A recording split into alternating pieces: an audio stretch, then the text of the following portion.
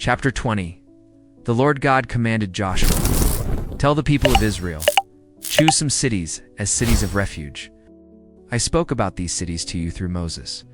The person who, unintentionally or by mistake, kills someone may flee to one of these cities to escape the relative of the victim who is seeking revenge.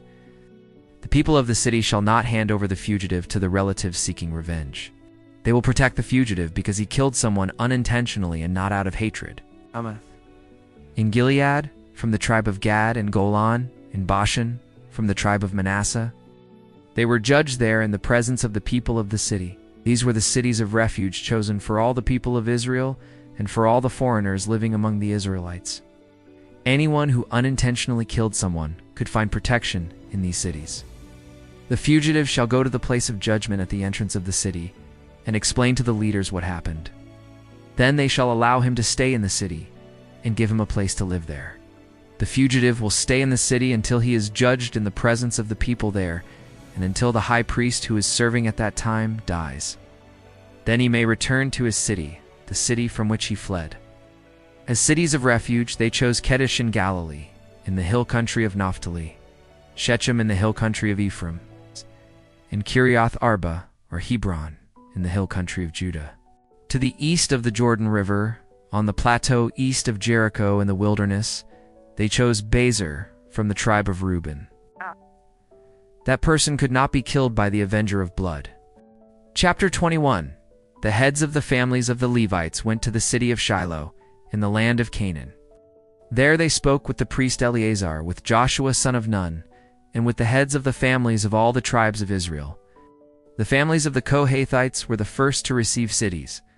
The Levites, who were descendants of the priest Aaron, received 13 cities from the tribes of Judah, Simeon, and Benjamin. The following are the cities from the tribes of Judah and Simeon, which were given to the descendants of Aaron, were from the family group of Kohath, son of Levi. The lands of the Kohathites were the first to be allotted. This was one of the cities of refuge for anyone who had killed someone. From the tribe of Benjamin, they gave 4 cities: Gibeon, Geba, Anathoth, and Almon. These families received Shechem and its pastures in the hill country of Ephraim, altogether 4 cities. From the tribe of Dan, they received 4 cities: Eltekeh, Gibbethon, Aijalon, and Gathrimmon with their pastures. Shechem was one of the cities of refuge for anyone who had killed someone. Altogether 13 cities with their pastures were given to the priests, who were descendants of Aaron. The Gershonites also received the city of Beeshtera with its pastures. From the tribe of Issachar, they received 4 cities: Kishon, Daberath, Jarmuth, and Engannim with their pastures. They also gave the cities of Libnah, Jatir, Ishtimo, Holon, Debir, Ain, Judah, and Beth Shemesh with their pastures. From the tribe of Naphtali, they received the city of Kedesh in Galilee with its pastures. From the lands of the Israelites, a total of 48 cities with their pastures were given to the Levites. Each of these cities had pastures around it. The various families of the Gershonites received a total of 13 cities with their pastures. And when they took possession of the land, they began to live in it. The Lord gave them peace with their neighboring peoples, as he had promised their ancestors. Kedesh was one of the cities of refuge for anyone who had killed someone. The Lord fulfilled all the good promises he had made to the people of Israel. These Kohathite families received a total of 10 cities with their pastures. The Gershonites, who were another family of Levites, received from the eastern half of the tribe of Manasseh the city of Golan in Bashan with its pastures. From the tribe of Reuben, they received 4 cities: Bezer, Jahaz, Kedamoth, and Mephoth with their pastures. From the tribe of Gad, they received Ramoth in Gilead with its pastures. They said, "The Lord God commanded through Moses that they give us cities to live in and also pastures around them for our cattle." The Gershonites received 13 cities from the families of the tribes of Issachar, Asher, Naphtali, and from the half of the tribe of Manasseh that was in Bashan, east of the Jordan. The Merites also received Mahanaim, Heshbon, and Jazer with their pastures, altogether for cities. The families of the Merites received 12 cities from the tribes of Reuben, Gad, and Zebulun.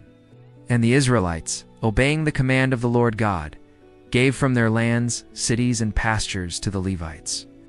The other Kohathites received 10 cities from the families of the tribes of Ephraim and Dan. And from the western half of the tribe of Manasseh, Arba was the father of Anak, which is Hebron, in the hill country of Judah, and the pastures around it. But the fields around the city and its villages had been given to Caleb son of Jephunneh as his property. The people of Israel, by lot, separated for the Levites these cities and the pastures around them. As the Lord had commanded through Moses, to these families they gave the city of Kiriath Arba, to the descendants of Aaron. They gave Hebron with its pastures. Altogether 9 cities from the tribes of Judah and Simeon. To the other Kohathite families, who were Levites, they gave some cities from the tribe of Ephraim. The Kohathites also received Gezer, Kibzam, and Beth-horon with their pastures. From the western half of the tribe of Manasseh, they received 2 cities, Tanach and Gathrimmon, with their pastures. This was one of the cities of refuge for anyone who had killed someone. From the tribe of Asher, they received 4 cities, Mishel, Abdon, Helkath, and Rehob, with their pastures. The Gershonites also received Hamath, Dor, and Kartan with their pastures. Altogether 3 cities. The other Levites, that is, the Merarite families, received from the tribe of Zebulun for cities, Jokneam, Karta, Dimnah, and Nahalo, with their pastures. Ramoth was one of the cities of refuge for anyone who had killed someone.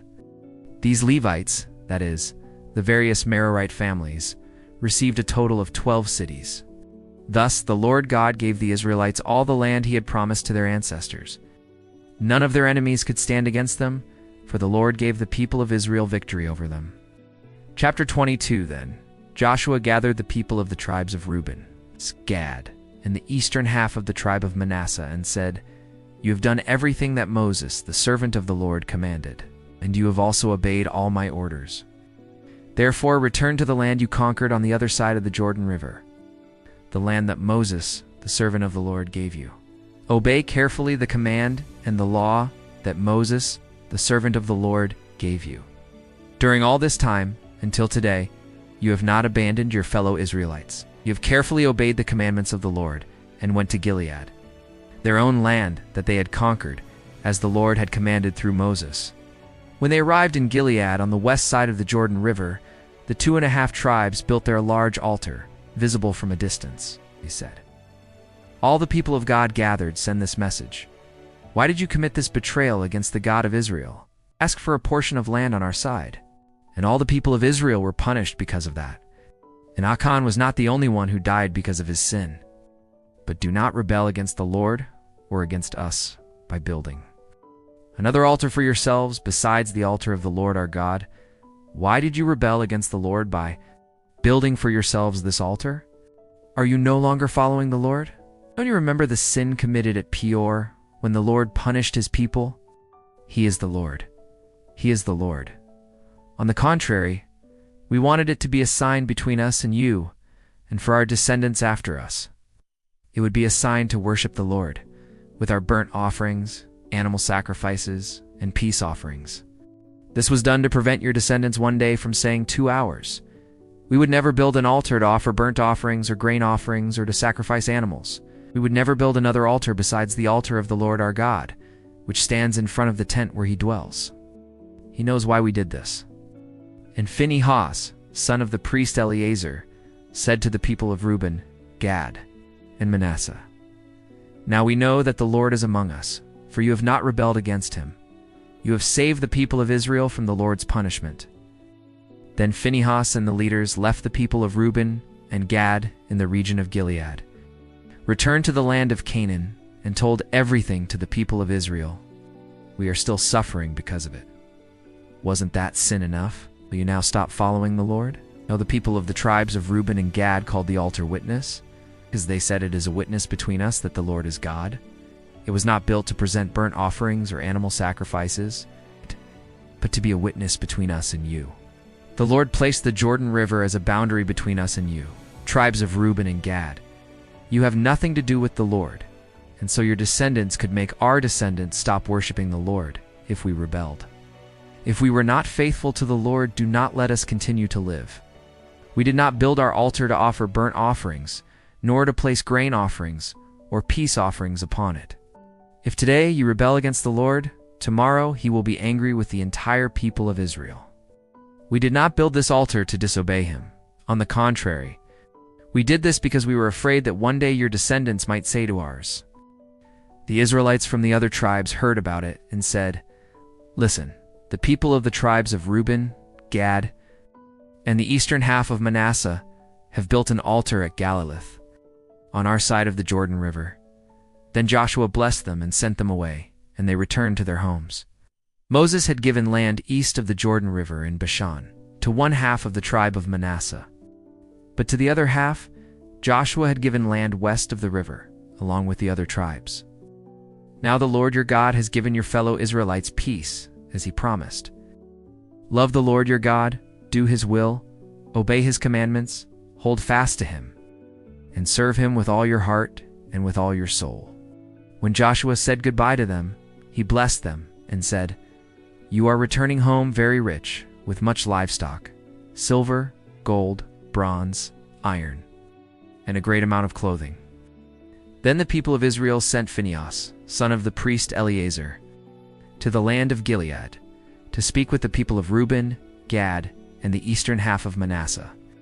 Along with Phinehas were 10 leaders, one from each of the tribes of Israel. "Share with your fellow Israelites what you took from the enemies." So the people of the tribes of Reuben, Gad, and the eastern half of Manasseh returned to their homes. They left the other Israelites in Shiloh, in the land of Canaan. When the people of Israel heard this, they all gathered in Shiloh to go to war against them. They went to the land of Gilead to speak with the people of Reuben, Gad, and the eastern half of Manasseh.